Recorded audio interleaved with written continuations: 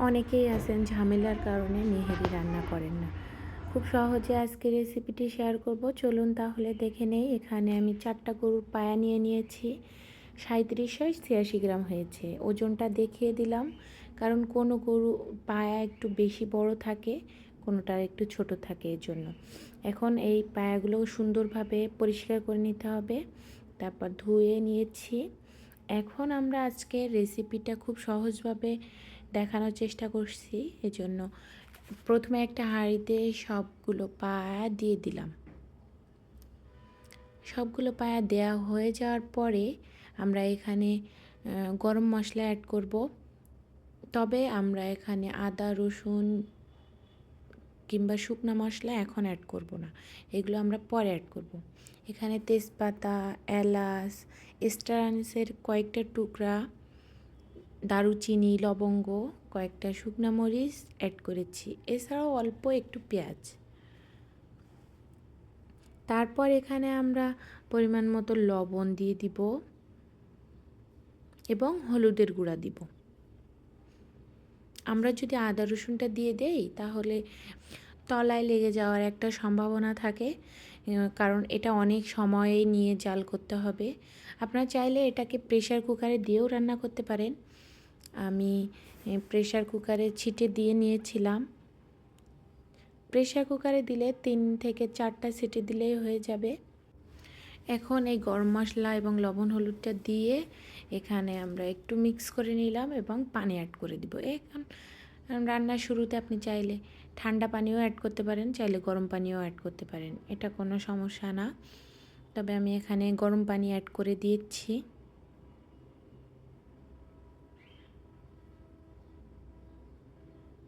আরও কিছুটা পরিমাণ পানি দিয়ে দিব। আমরা নিহেরের জন্য পায়াটা যখন সিদ্ধ করব তখন পায়াটা সিদ্ধ হয়ে যাবে এবং ঝোলটাও পর্যাপ্ত পরিমাণে থাকবে। আমরা পরে আর কোনো ঝোল অ্যাড করব না এতে।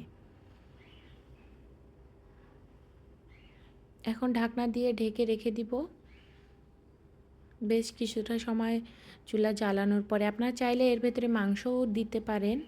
আমি আজকের রেসিপিতে কোনো মাংস ইউজ করিনি, শুধুমাত্র গরুর পায়াটা ইউজ করছি।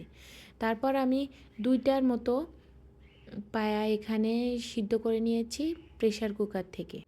হাঁড়িতে কিছু সময় জাল করার পরে হাঁড়িটা দেখতে কেমন কালো হয়ে গিয়েছিল, পরিষ্কার করে আমি আবার ধুয়ে নিয়েছি।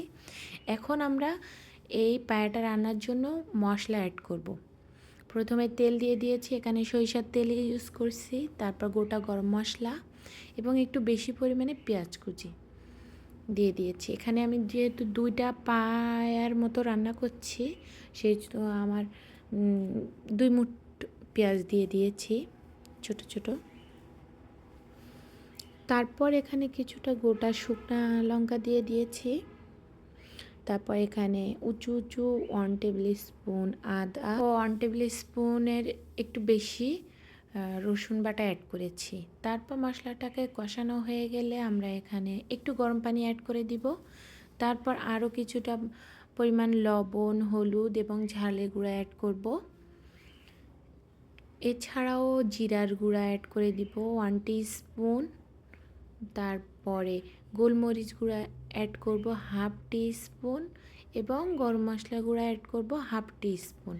এখন সকল মশলা অ্যাড করার পরে মশলাটাকে একটু ভালোভাবে কষিয়ে আমরা গরুর পায়া যেটা সিদ্ধ করে রেখেছিলাম প্রেসার কুকারে সেটা দিয়ে দিব।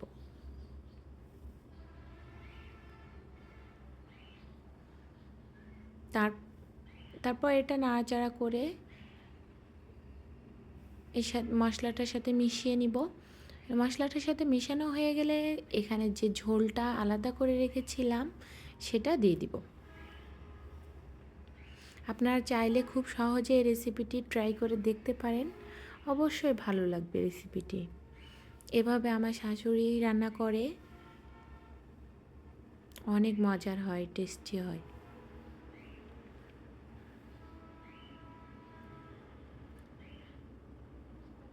এরপর যে গ্রেভির ঝোলটা ছিল সেটা দিয়ে দিলাম।